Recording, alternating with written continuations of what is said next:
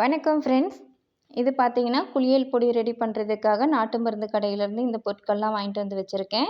இது கூட இன்னும் 1, 2 பொருட்கள் சேர்த்து அரைச்சு வந்து குளியல் பொடி ரெடி பண்ணுவேன். இது முகம் மற்றும் உடம்பு ஃபுல்லாகவே தேய்ச்சி குளிச்சுக்கலாம். ரொம்ப நல்லாயிருக்கும், வாசனையாக இருக்கும்.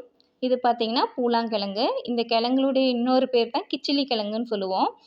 இது வந்து மெயின் இன்கிரீடியன்ட்னு சொல்லலாம் நம்மளுடைய இந்த குளியல் பொடிக்கு. அடுத்து பார்த்தீங்கன்னா, இது வந்து கார்போக அரிசி. கார்போக அரிசியுடைய இன்னொரு பேர் தான் சம்மங்கி விதை. 2மே ஒன்று தான். சம்மங்கி விதையும், கார்போக அரிசியும் ஒரே இது தான்.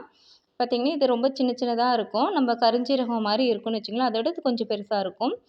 இது வந்து கஸ்தூரி மஞ்சள்.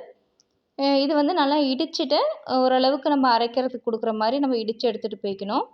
இது கோரக்கிழங்கு. இதுவுமே வந்து நம்ம தோலுக்கு வந்து ரொம்ப நல்லது.